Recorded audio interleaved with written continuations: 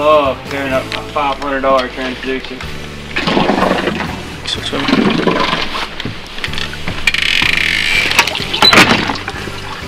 What's going on right now? Tristan got hung up and handed me his rod. Tristan, I got my rod right here. Pretty fine. It's a good thing your boat's wrapped. Thanks, Todd. Hunter catches a fish, he thinks he's King Almighty, and he throws it halfway up a bank. Had to set him straight.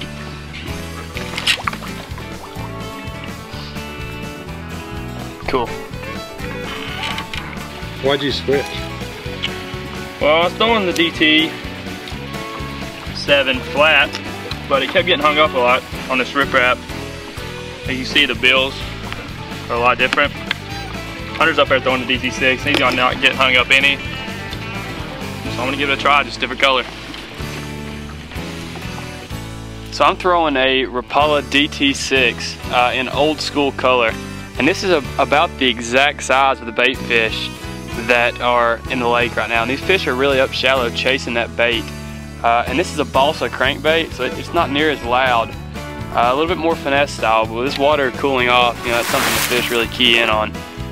Got off to a good start with it, with a largemouth about 2 1/4. So we're gonna see if we can keep it going.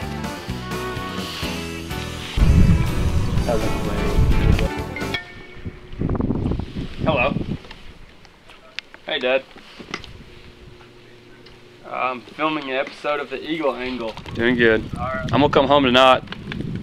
Oh, good. Yeah, I'll come home tonight and then we'll go out to eat tomorrow for Thanksgiving. Okay, sounds great. Now, stand quiet. Be careful. Alright, love you. Love you. Bye.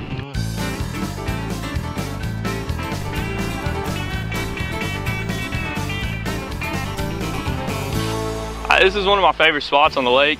You got chunk rock everywhere. It's back of a pocket. There's a ton of shad back here. We've seen fish chasing everywhere. I took captain of the boat today, you know, so maybe we'll actually catch them. Got him. Good one too. Feels like a big one. Let me get up here, Landy. Woo. You captain the boat. As I said, captain the boat. Uh-oh. Stay down. He's good too. Look at that. He ate a DT6, got both hooks. Right there, guys. That's why you throw a little crankbait in the fall. Like Tristan said, they're pushing these shad back in these pockets, and they're just really feeding. Like I said, you know, that's just a good, solid keeper. Healthy fish.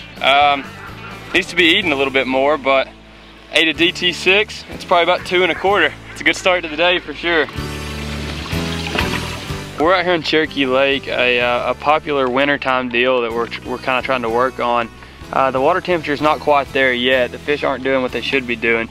But this is a vertical jigging kind of deal. It's called Damiki fishing. You use a little small minnow style bait where the eye on top of the head is really key. That right here, this line is actually my bait. As you can see, when I lift it up, it comes up, and when I let it fall, it falls. And so the idea here is to present that right in front of a fish, almost like playing a video game. You can literally bring your bait, you know, like right now you can see a fish on the bottom. It's actually coming up to look at mine. And so the idea with that line streaking up off the bottom, it's actually a water fish. And see, the idea, I'm bringing mine up right now, the idea is to kind of just stay in the middle of all that activity and just see if you can't get a bite. You know, it's super advanced technology. It seems a little unfair at times when it's working really well. But this is a Humminbird Helix unit, chirp imaging. You know, it does a really good job. I think we're getting a little interference there.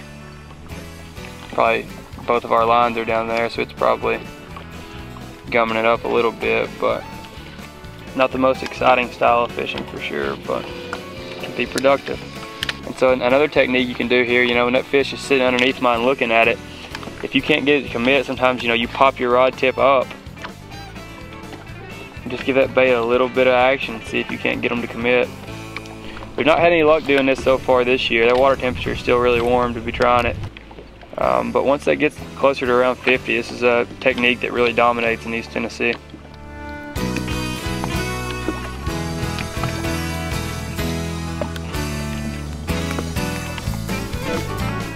Alright, so here we are at the end of the day. We've had a really rough day on the old head out here.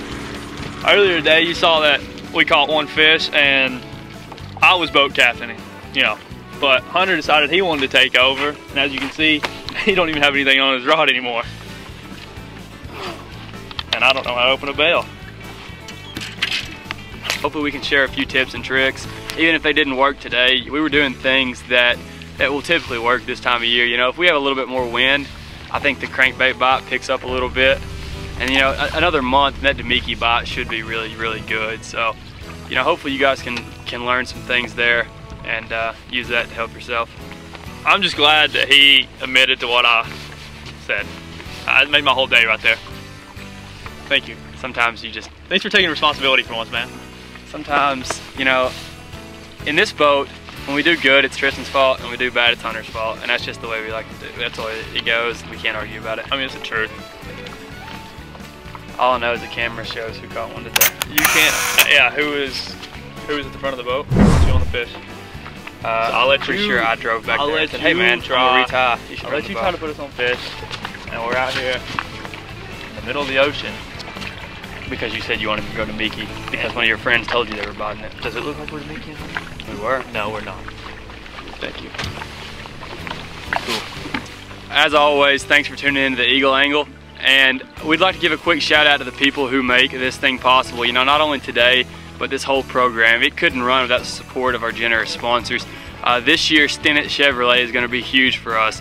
They're letting us use a truck to travel to all of our tournaments, and that's something that's going to be absolutely instrumental in going forward. And also, we would like to give a huge thank you to the Bass Pro Shops of Kodak.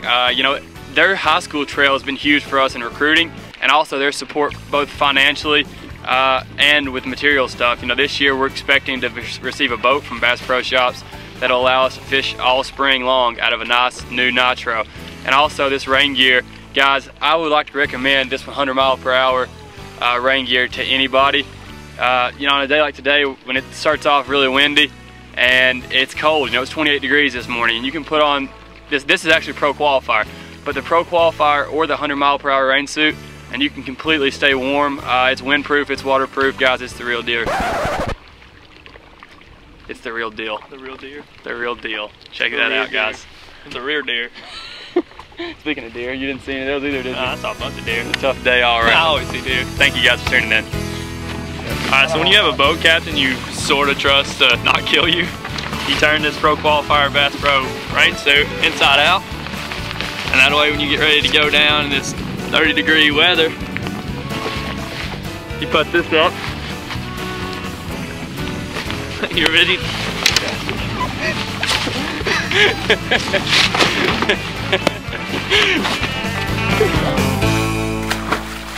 The 2019 class has shown a lot of promise. Just this past week, we've had Hayden Gaddis from Seymour sign. We've had Maddox Walters from North Georgia come up on a visit.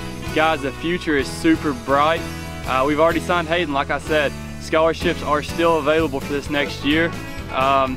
You know, and although we've had a huge number of visitors so far, there's still spots available. So if you guys are interested in joining one of the top collegiate programs with full funding, feel free to check us out at www.cn.edu/fish. Thank you guys. Sounds up, baby.